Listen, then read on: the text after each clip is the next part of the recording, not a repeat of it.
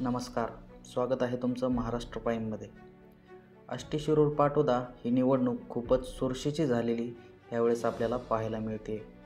सर्वात आधी राष्ट्रवादी शरदचंद्र पवार गटाचे उमेदवार मेहबूब शेख यांना उमेदवारी जाहीर झाली.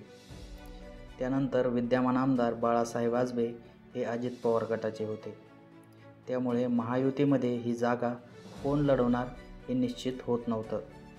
शेवटी भाजपकडून सुरेश धस यांना महायुतीची उमेदवारी दिली. नंतर अजित पवार गटाने विद्यमान आमदार बाळासाहेब आजबे यांनाही उमेदवारी दिली. त्यातच भाजपचे बंडखोर भीमराव धोंडे हे सुद्धा निवडणुकीच्या मैदानात उतरले.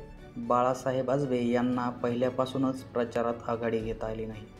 अपक्ष उमेदवार भीमराव धोंडे यांनाही प्रचारामध्ये आघाडी घेता आली नाही. अपक्ष असल्यामुळे कोणी स्टार प्रचारकही बोलवता आलेले नाहीत. परंतु त्यांच्या प्रचारावरून त्यांच्या मागच्या मतांचा अंदाज बांधता येत नाही. भीमराव धोंडे हे ओबीसी समाजातून येतात. त्यामुळे ओबीसी मतांची एक सुप्त लाट त्यांच्या पाठीमागे उभी राहिलेली असू शकते असा अंदाज वर्तवला जातोय. शरद पवार गटाचे उमेदवार मेहबूब शेख यांना सरकारविरोधी मतं आणि आरक्षणामुळे मराठा समाजात भाजप विरोधातलं तयार झालेलं वातावरण, त्यामुळे अल्पसंख्याक आणि मराठा मताचा फायदा त्यांना होईल असं कुठेतरी वाटत होतं. परंतु मतदानाच्या शेवटच्या दिवसापर्यंत मेहबूब शेख यांना मराठा मतदार पूर्णपणे खेचता आला नाही. असंच चित्र आत्तापर्यंतही पाहायला मिळतंय. आष्टी शिरूर पाटोद्यात सुरेश धसांना मानणारा एक मोठा वर्ग आहे.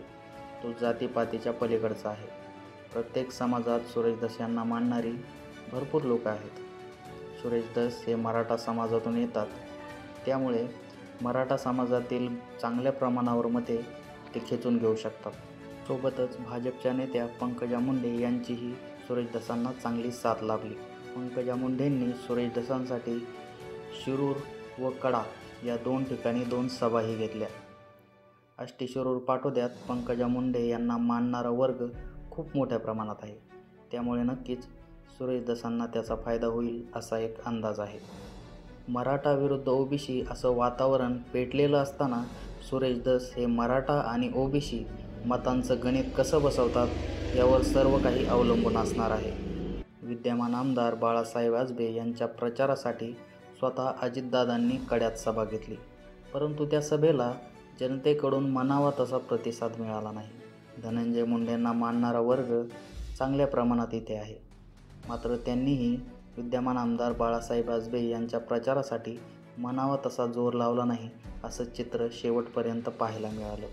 सध्या तरी आष्टीचा सामना हा आपल्याला नेट टू नेट पाहायला मिळतोय. एकीकडे भीमराव धोंडे हे ओबीसी मतं चांगल्या प्रमाणावर घेऊ शकतात. सोबतच संस्थात्मक राजकारणामुळे प्रत्येक जातीपातीतला शिक्षक वर्गही त्यांच्यासोबत आहे. तसेच सुरेश धस हे सत्तेत नसताना त्यांनी केलेली विकास कामे चांगल्या प्रमाणात असल्यामुळे मराठा, ओबीसी आणि इतर सर्वच जातीपातीची मते घेण्यात ते चांगल्या प्रमाणावर यशस्वी होताना आपल्याला दिसत आहेत. शेतमालाला भाव नसल्यामुळे सोयाबीन, कापूस उत्पादक शेतकरी आणि मराठा आरक्षणामुळे मराठा समाजात भाजप विरोधी तयार झालेलं वातावरण, त्यातच जरांगे पाटलांनी उमेदवार न देण्याची घेतलेली भूमिका, या सर्व गोष्टींचा फायदा मेहबूब शेख यांना होऊ शकतो.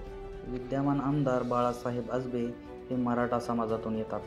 परंतु मराठा मतं घेण्यात ते जास्त प्रमाणावर यशस्वी झाले नाहीत. इतरही कोणता मुद्दा त्यांच्या प्रचारादरम्यान हायलाईट झाला नाही. विद्यमान आमदार असल्यामुळे केलेली विकास कामे आणि त्यांनी कार्यकर्त्यांची बांधलेली मोठ यावरच ही निवडणूक त्यांनी पार पाडली. या चौरंगी लढतीत बाळासाहेब आजबे हे थोडेसे आपल्याला मागे राहिलेले पाहायला मिळत आहेत. परंतु तुतारी, कमळ किंवा शिट्टी यात कोणाचं पारडं जड असा विचार केला सध्या तरी कोणाचं पारडं जड आहे हे सांगणं कठीण जात आहे. आष्टी विधानसभेच्या या निवडणुकीत जरांगे फॅक्टर विरुद्ध ओबीसी फॅक्टर अशीही काही प्रमाणात लढत आपल्याला पाहायला मिळाली.